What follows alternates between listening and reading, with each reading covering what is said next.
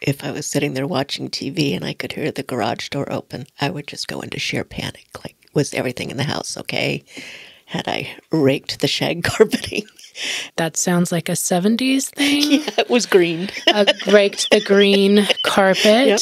Note to anybody under the age of 50 that, yes, there was shag carpet that we did have to rake. With a real rake. With a real rake. Mm-hmm. Often in green or red. Orange. Gold. Yeah. Mm-hmm. Yeah.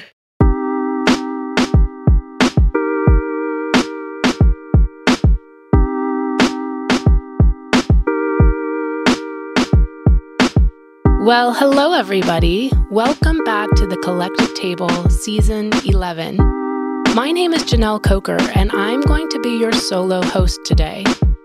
We've titled this season, Making the Case for Empathy. And we're diving in with the lived stories of empathy from those within our own community. And we're asking the question, is empathy a sin? Amid a time when some Christian leaders are pushing this narrative, we think it's important to have a conversation about it. This is Caroline's story. Well, hi. Hi. So we are here today to talk about empathy.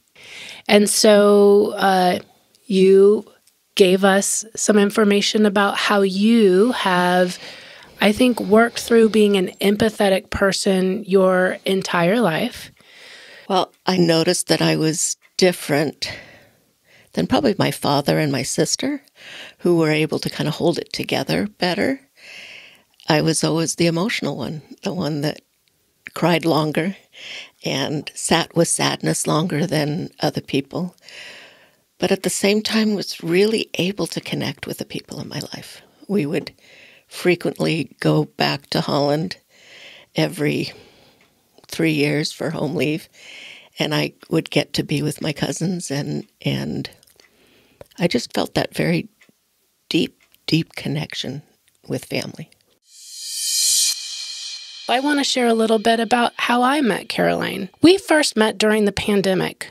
She and a group of her friends were taking a hard look at their megachurch through the eyes of the Black Lives Matter movement, the rising pain expressed from the LGBTQIA community around Christian trauma, and what felt like a tone-deaf and uncaring group of Christians in her Orange County neighborhood. So she and her group of friends did some online digging, as many of us did during the pandemic, and found our little congregation. And they began to watch services online. Because their group was just on the other side of Camp Pendleton, it wasn't long before Jason and I were invited to a one-time outdoor meeting to talk about our journey of faith after deconstruction. This quote-unquote one-time meeting turned into a twice-a-month group that first began outside and then eventually moved inside after the COVID threat had lessened. The group morphed into a sweet time of talking about theology, love, and Jesus. And when dinner was suggested, I thought it sounded like a super delicious way to end the restrictions of COVID. And Caroline, our dear friend Caroline, was one of the first to offer to cook for the entire group. I use the word cook loosely because she would make such extravagant meals. She would show up early with bowls and hot plates in her hand, smiling and rushing around the kitchen to make sure we were all getting enough to eat. And over those meals, I got to know that Caroline was someone who wore her heart on her sleeve. She was very heartfelt in every way, often showing her love for us and society through the tears that she shed.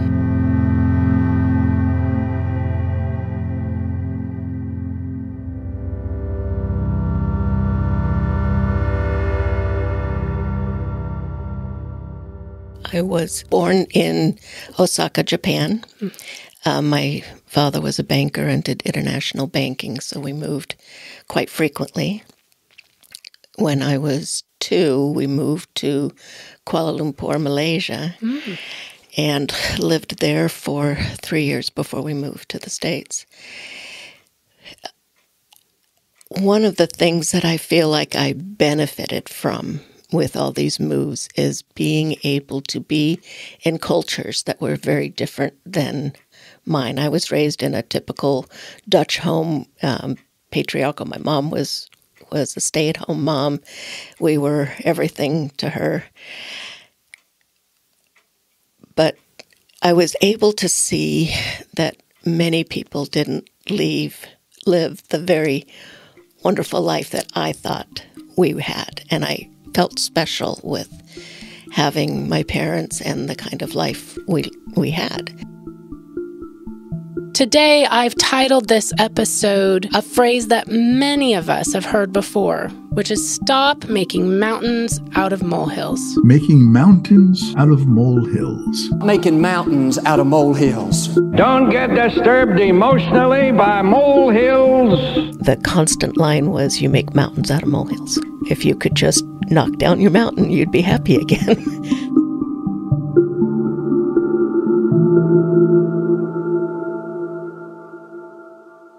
This phrase, often mockingly said to sensitive kids, gave her the message that her feelings were exaggerated, unnecessary, and something to be overcome quickly. It was a direct instruction to quiet the very essence of her empathetic nature. So, if you are anything like me, you're wondering right now, where did this phrase even come about? And believe it or not, the phrase dates back to 1548. Udal was translating a text by a Dutch philosopher named Erasmus. Instead of translating Erasmus's use of the Latin proverb about making an elephant out of a fly, he coined this phrase, making mountains out of molehills, which was considered a delightful upgrade at the time. And let me tell you, this is a long-lasting phrase and was very much in style while Caroline grew up. Even Christian commentary got in on the action. The Forerunner commentary was conceived as a publication to reach young people with the Christian faith in the 80s and the 90s. Ah, the 80s and the 90s.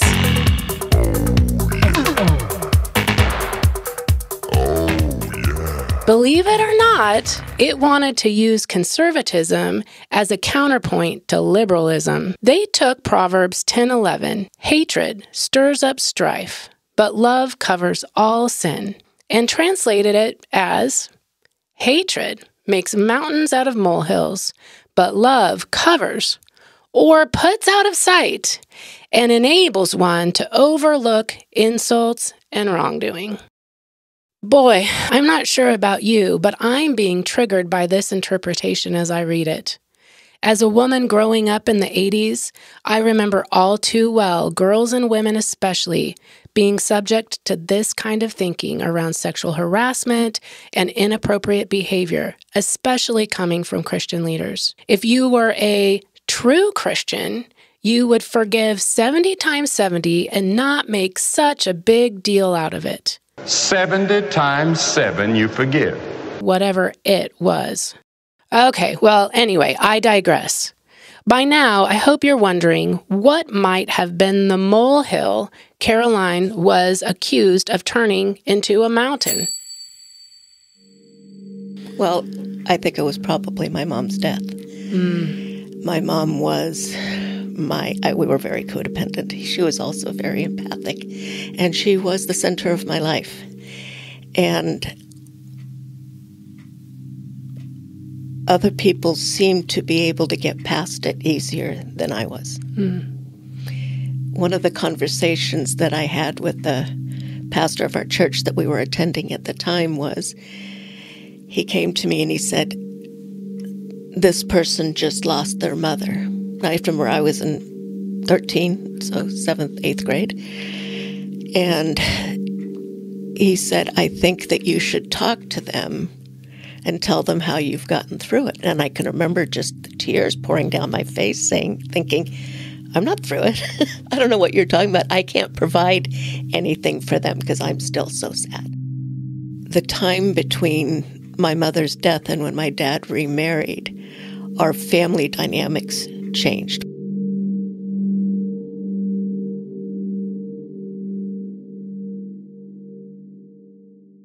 Caroline was just 13 years old when she lost her mother.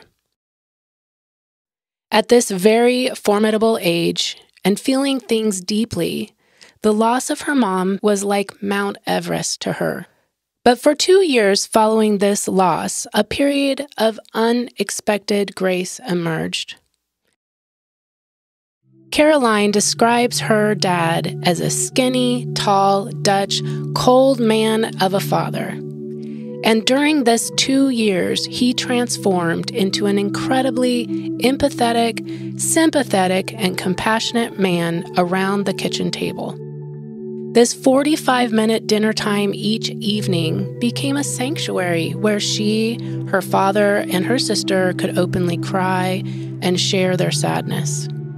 However, this fragile safety was shattered. My dad married my stepmother, and it was no longer safe. People have a lot worse problems than you do. So how dare you be sad? If you want to cry, you go to your room. We don't talk about sad things in this house. Her stepmother's arrival brought a drastic change, effectively shutting down any open expressions of emotion. I was really mad at God when he took my mom away because I thought he was nothing but goodness, and how could a good God take away something that was obviously so important to me? When my dad remarried, we ended up transferring to my stepmother's church. And I think that was the beginnings of my resentment towards this Christian lifestyle that I felt was very isolating and not warm, not welcoming. And so I think it was always difficult for me to reconcile that she called herself a Christian, Okay, but behaved so cruelly. Mm-hmm. And I think that's one of the times that I walked away from the church. This period marked a profound suppression of grief for Caroline. She felt immense pressure to knock down her mountain of grief and become less of herself, to gain approval and avoid conflict. I always wanted her to love me, so I did everything I could to try to be strong and not show tears and be grateful for all the wonderful things I had. In high school, Caroline became a pleaser, striving for good grades and trying to never do anything wrong. This constant invalidation of her feelings and the forced suppression of her natural empathy towards others created a deep internal conflict. Boundaries, self-worth, and a constant need to be liked and loved by all still haunt her to this day. I feel like people lost patience with me and that I had to learn how to pull it together. At home, it was even harder. In retrospect, I think I'm able to look at now that my stepmother lacked any empathy. She didn't have the skills to listen and to feel empathy. So I lost a lot of that during that time.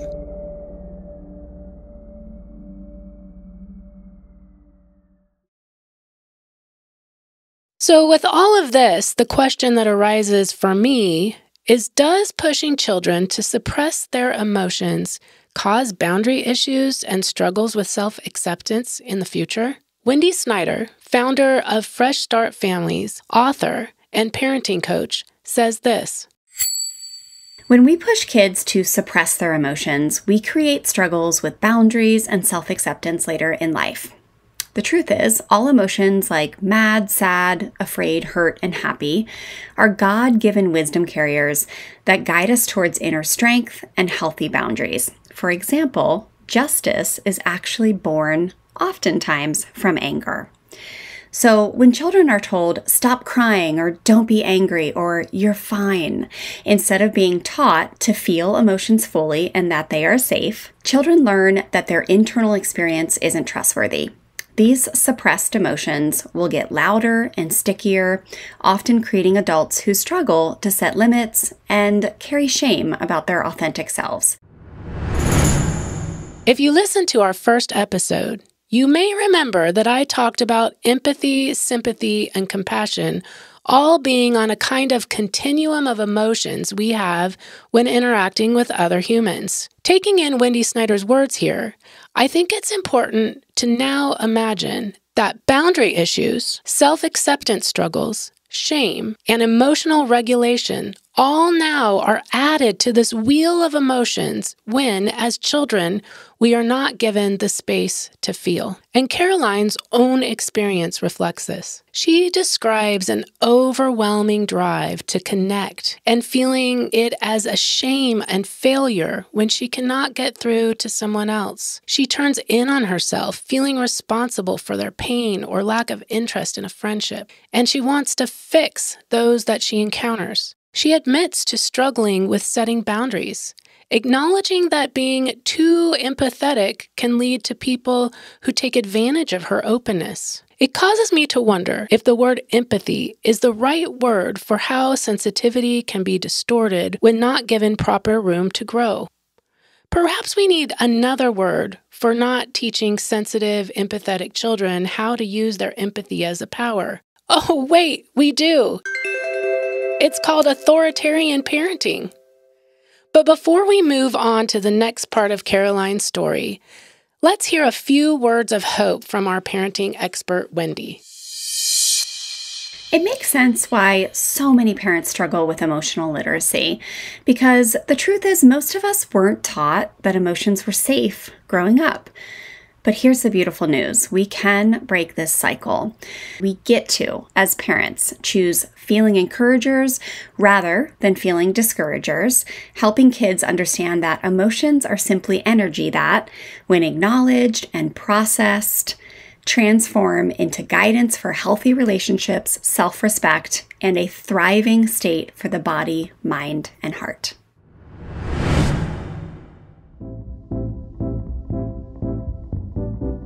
Hello, Collective Table listeners. It's CJ again. A lot of people out there might not realize that this podcast is part of a real-life faith community. The Collective Table podcast is a production of the Oceanside Sanctuary, a progressive Christian community whose mission is to foster collective expressions of inclusive, inspiring, and impactful Christian spirituality wherever it is needed. And as a 501c3 nonprofit organization, that mission is only possible because of the generosity of people just like you. So if you believe in what we are doing, if you benefit from this mission, please visit us at oceansidesanctuary.org/give to become a supporter today. Together we can keep building communities of love and liberation.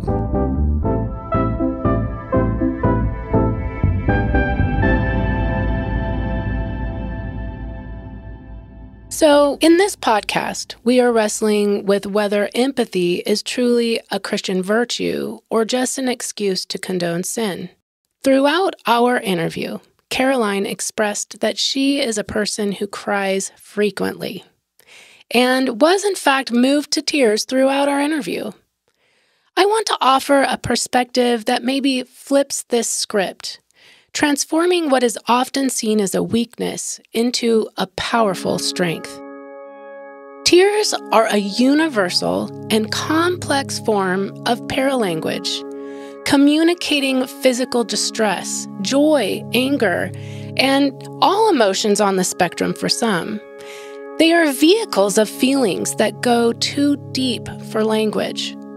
Across religious traditions, tears are richly charged with symbolic meaning and ritual efficacy, serving as forms of intercession and conduits to the divine.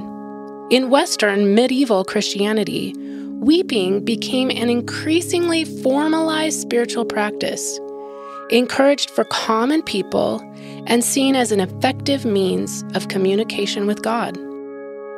Because I cry when I'm frustrated. I cry when I'm happy. I cry when I'm sad. You're almost crying right now? I am. I'm always. But I get so frustrated by that because I feel like when I start to cry, it takes away the validity of the conversation because it's coming from an emotional side, not an intellectual side. To remind you of our last episode, we talked quite a bit about how Jesus himself wept. Figures like Catherine of Siena and Walter Hilton wrote instructional guides on holy crying. Hilton explicitly stated that genuine emotions of the heart, manifested through weeping, is more desirable and advanced than intellect alone. Catherine of Siena believed that every tear proceeds from the heart, and that tears authorize words and point to a divine source. She also uniquely emphasized the importance of the other in spiritual tears, believing that perfect tears signify a soul overflowing with divine presence and love for others. So while Caroline is not wrong in her feelings of invalidation, logic has been uplifted as a more intelligent way to make a decision. And while this isn't a podcast about disparities between men and women, there is a common and pervasive thought that women are the emotional ones and men are the logical ones. As I say this today, it causes me to wonder if this is why we are seeing a war on empathy. The question begs to be asked, are we willing to let our sons feel deeply for others and themselves?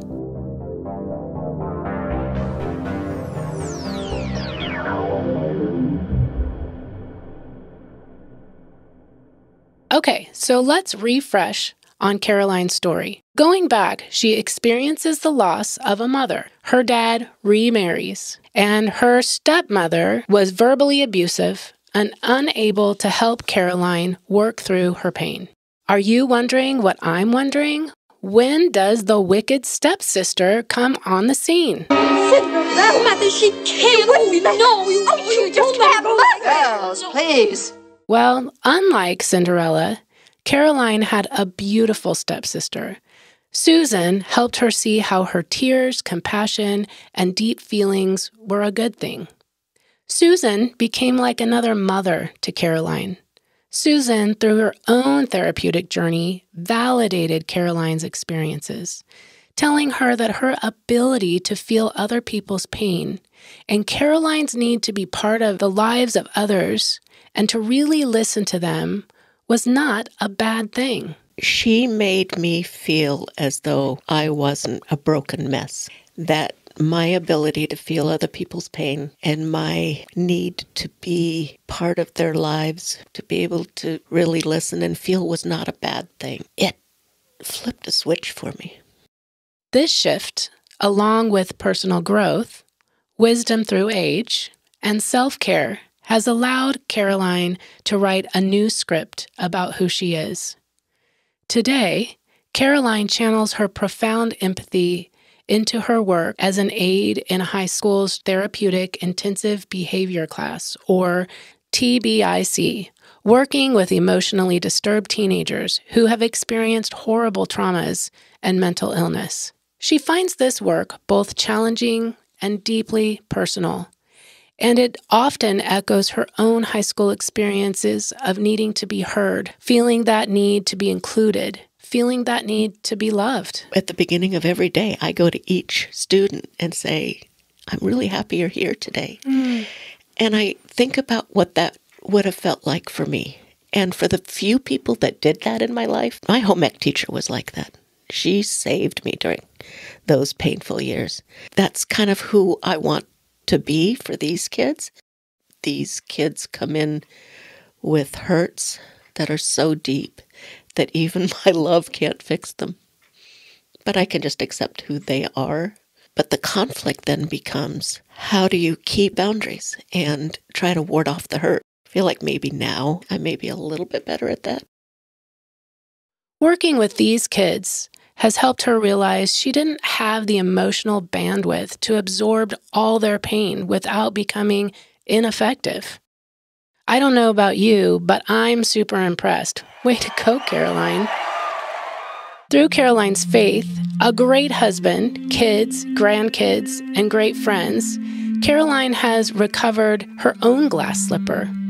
She found ways to give back to the community, let go of authoritarian ways of seeing God, and celebrate her empathetic personality as she communicates to the kids in her care that they are valuable and that they are loved, regardless of their circumstances.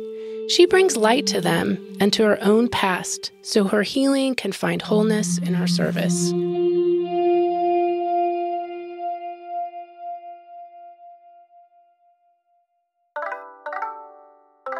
Caroline's brave journey reminds us that empathy is not the problem. The problem is the way we raise up sensitive kids. When nurtured and celebrated, holy tears, deep solidarity, and standing up for the underdog is a profound wellspring from which we can indeed change the world, one deeply felt connection at a time. Well, thank you for crying with us. Thank you. It's what I do best. Thank you for allowing yourself to physically pour out, be that physical representation of pouring out the heart of God. I think that's good. I think that's a power. And I appreciate your time. Thank you. Thank you.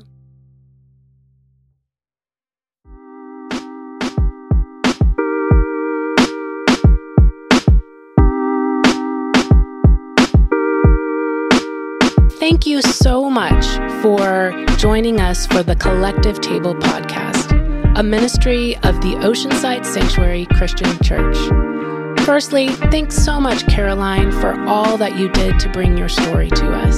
The Collective Table Podcast is created by Jason and Jenell Coker and directed and edited by Nico Butler. May the peace of God be with you and have a great week.